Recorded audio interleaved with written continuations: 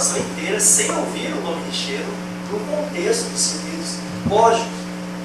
Mas circuitos lógicos, a disciplina como ela é hoje, só é assim porque houve essa contribuição ímpar de Cheiro. Então talvez o curso inteiro devia ter o nome Cheiro, e não só nesse momento aqui, quando se apresenta a decomposição de Cheiro. Mas o que ele propôs? Ele pensou, assim como você consegue expandir uma função matemática, por exemplo, na série de Taylor, a partir da informação de todas as suas derivadas, ele tenta fazer uma espécie de expansão de uma função de chaveamento com N variáveis. E aí ele isola uma das variáveis como exemplo, fora do contexto da função, e aplica os dois níveis lógicos.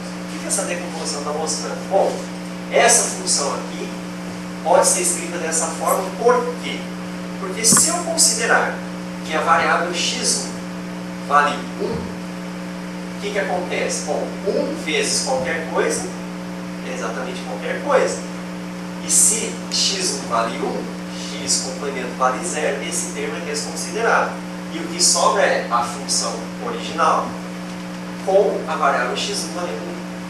É um pouco óbvia essa decomposição, mas ela é útil no caso de circuitos com multiplexadores, que eu passo a colocar algumas variáveis como as próprias variáveis de seleção do circuito com multiplexadores. E é nesse contexto que a gente vê o nome de Shannon aparecer em circuitos lógicos. Mas talvez pudesse ser bem mais enfatizada a contribuição dele para esse tipo de projeto de análise de circuitos. Bom, aqui é um exemplinho, seria um tipo de exercício de circuitos lógicos, tentar minimizar o número de chaves ou o número de contatos de um circuito já construído. Como você faz isso? É até desafio em concursos nossos aqui, esse tipo de exercício. Minimizar expressões booleanas só usando a álgebra. E o Shannon também lidou com esse desafio. E daí o que ele propõe? Bom, se a gente levantou todo aquele conjunto de teoremas, ele serve para você poder simplificar uma função de impedimento. Então ele pega esse circuito aqui e levanta a função de impedimento original. Então, como que ele parte lá? W, e essa parte aqui tem um conjunto em paralelo, mas está em série com W, então por isso tem a soma, e vai avançando. Tudo que é paralelo são produtos, tudo que está em série são somas. Por isso que dá origem a essa expressão aqui. E aí ele vai aplicar um dos teoremas. Qual teorema ele escolheu? É um teorema que eu não estou tão habituado assim, ou pelo menos na disciplina de circuitos lógicos a gente não vê dessa forma, mas é muito interessante. Que é esse aqui. Se você tem uma função genérica da variável x, ela aparece isoladamente e tem um restante que depende dela, isso é equivalente a ela mais o restante quando você considera ela valendo zero. Por quê? Porque se x for 1, naturalmente essa soma aqui vai valer 1. Basta que um dos elementos da soma seja 1 para que a soma inteira atinja o valor 1. Agora, se x for 0, esse termo aqui é 0 e o resultado como um todo vai depender dessa função dx quando x é 0. Então ele pega essa expressão anterior e aplica 3 vezes esse teorema, considerando como x, primeiramente, a variável w, depois a variável x e depois a variável y. Então ele faz isso 3 vezes e depois aqui tem um termo que vai necessariamente valer 0, portanto pode ser jogado fora, e ele chega na versão mais simples da expressão para essa função de impedimento, que vai manter a mesma lógica entre os terminais A e B, porém requer menos contatos de beleza. Isso aqui poderia cair no concurso, porque esse teoreminha seria uma mão na roda, mas lembrar dele não é das coisas mais simples. Pois bem, então, toda a primeira parte da dissertação do mestrado do Shannon é só para mostrar, primeiro, como eu posso representar um circuito formado por relés e chaves de uma maneira simbólica, como que essa representação encontra o seu equivalente na álgebra de Boole e como que isso é útil para eu analisar e depois simplificar circuitos de chaveamento. essa seria a grande primeira parte, primeira contribuição do Shannon, que já é extraordinária. Tentem enxergar a beleza como se a gente nunca tivesse visto circuitos lógicos. Aí a gente vai perceber a real contribuição dele. Depois, ele fez um pequeno complemento para abordar circuitos que não fossem do tipo série paralela, circuitos um pouco mais complicados. Aí ele considerou outros tipos de configuração de uma rede de chaveamento. Um exemplo que ele aborda é a relação triângulo-estrela. Você consegue, a partir da função de impedimento na configuração estrela, mapear um circuito equivalente na configuração triângulo e vice-versa. E ele também aborda um circuito em ponte, e outros específicos da época, que ele também mostrou que a álgebra que ele havia identificado, e o conjunto de teoremas, poderia ser utilizado para a representação e a simplificação desses circuitos também. Um circuito que eu quero destacar aqui desses especiais, porque ele vai ser útil depois para o exemplinho aqui da fechadura, é um circuito que tenha travamento. Então, suponha que um determinado relé ou uma chave deva operar com um certo circuito R fechado. Operar aqui é ele fechado. Então, naturalmente ele está aberto, ele está conduzido. E se um outro circuito R fechar, ele tem que fechar, e a partir desse ponto ele passa a ficar independente de R. R pode abrir e fechar, ele continua fechado, a menos que um outro circuito S venha a abrir. Como que eu represento a função de impedimento de um circuito que tenha essa característica? Dessa forma aqui. Vamos analisar essa expressão. X igual a R, X mais S. Como o X aparece dos dois lados, isso já indica que há uma espécie de realimentação, que dá a ideia do travamento. Ele vai ficar se auto-travando o circuito, desde que o R, num dado momento, feche. Então, uma vez que o R feche aqui, essa bobina do relé associada ao símbolo X passa a conduzir, desde que o S, evidentemente, esteja já fechado, e ele trava a própria chave, e ele fica travado, independentemente do R. Depois que a bobina X é energizada, e essa chave aqui fecha, o R pode abrir, e ele continua alimentando a própria bobina. Nesse sentido, ele travou. A não ser que você venha a abrir o circuito S, com a chave S. Então, esse circuitinho simples tem essa característica de autotravamento que a gente vai explorar num projetinho que eu vou mostrar daqui a pouco. Então, a primeira parte da dissertação do Shannon é formalização de uma álgebra e de uma representação simbólica para circuitos de chaveamento e associação com álgebra de Boole. Depois ele faz uma pequena extensão para circuitos que fugissem do tipo série paralela, que é o tipo mais simples, inclusive, para também a álgebra de Boole. Depois ele entra, então, para tentar lidar com o problema de síntese.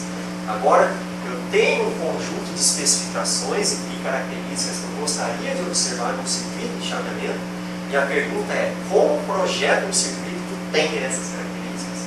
E, preferencialmente, um circuito com o menor número de contatos e o menor número de chaves.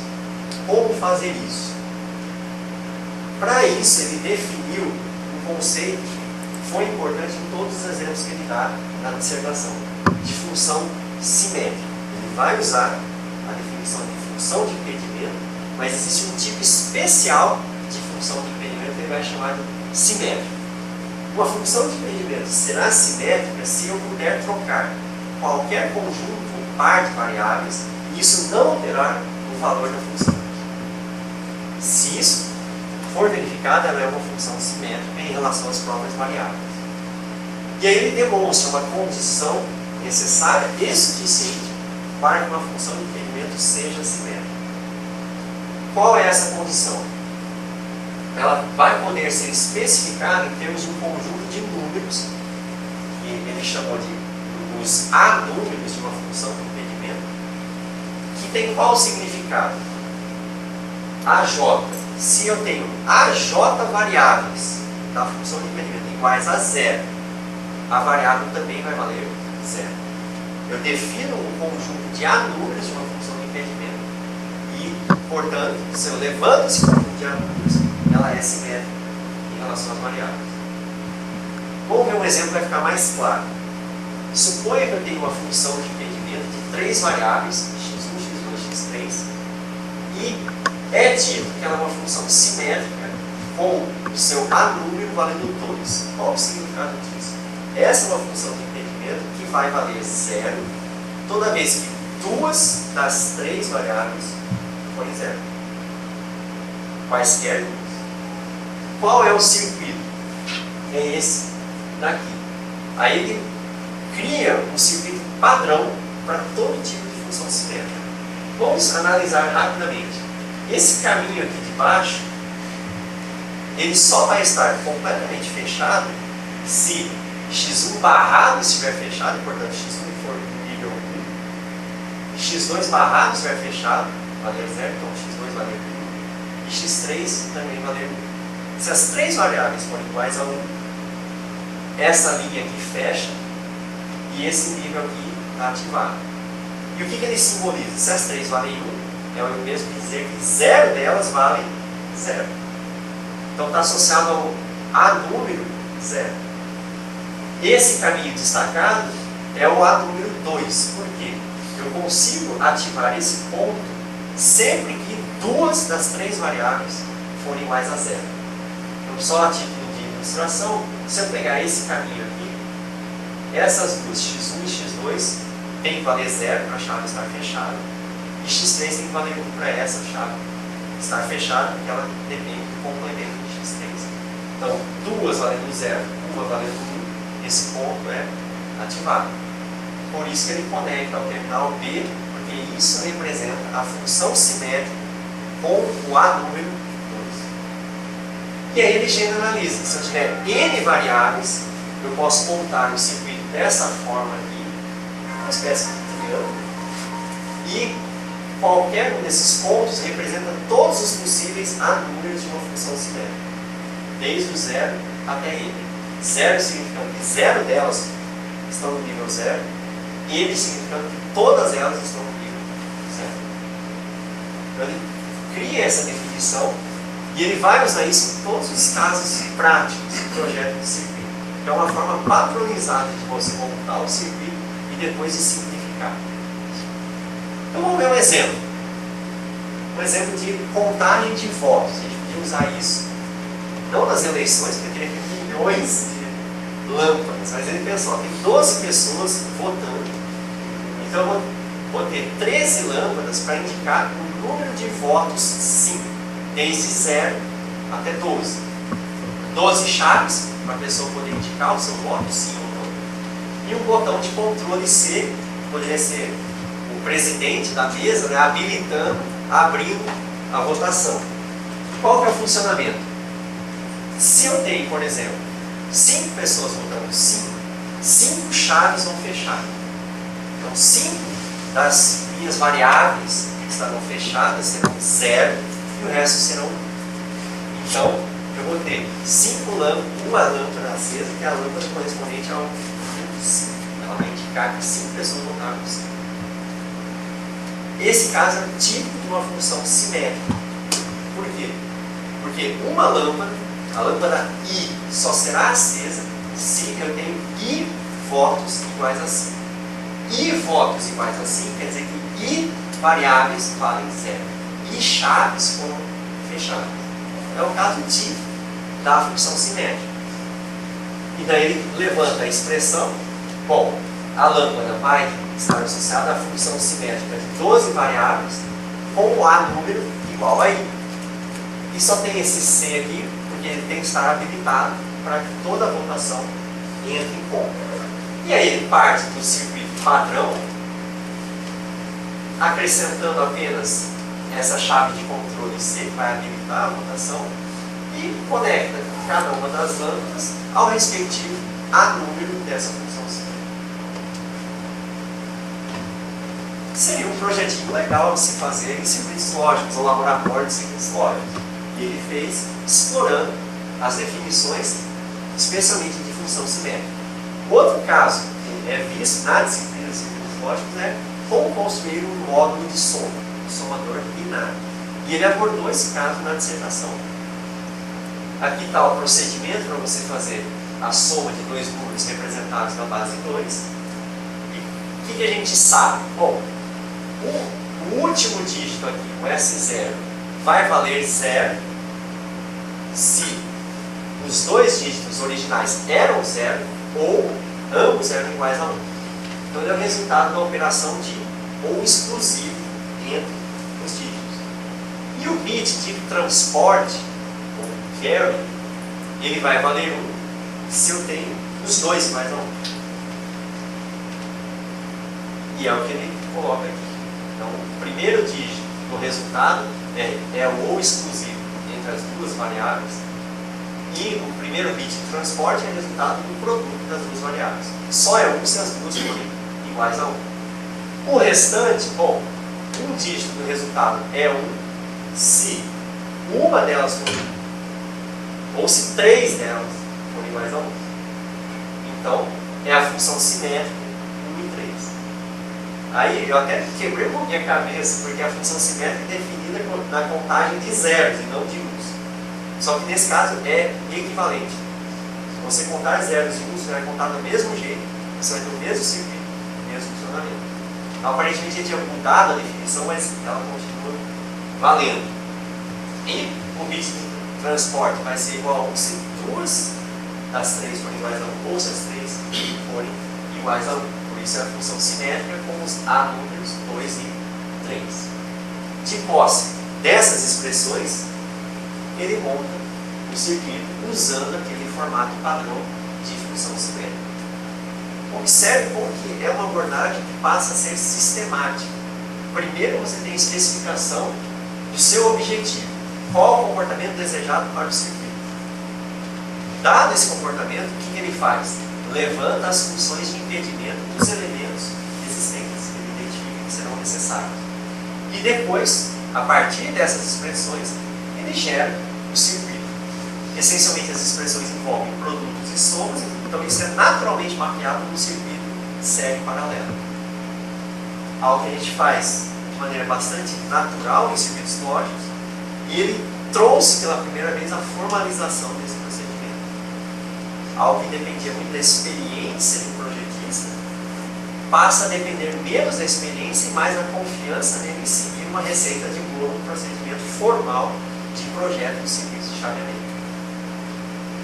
E aí ele define, então, exponha um problema genérico em que eu tenho um conjunto de variáveis independentes, A, B e C, que podem ser chaves externamente operadas. Você não tem controle sobre elas, mas elas afetam o comportamento do circuito que você vai projetar. E há um conjunto de variáveis dependentes que vão representar relés, motores ou dispositivos controlados. Qual é o desafio? Encontrar um circuito ou uma rede de chaves que forneça para cada combinação possível das variáveis independentes os valores corretos das variáveis que você tem que controlar, das variáveis dependentes. Como que você vai começar? Primeiro passo, você vai introduzir variáveis dependentes ou controladas, adicionais, para cada fase de operação do seu circuito. Tem circuitos que são combinacionais, tem circuitos que são sequenciais. Tem circuitos que não têm a característica de depender do passado para tomar uma decisão no presente, e tem circuitos que dependem do passado para o seu comportamento no presente ser bem definido. Então, se esse for o caso, se há uma memória, há uma dependência,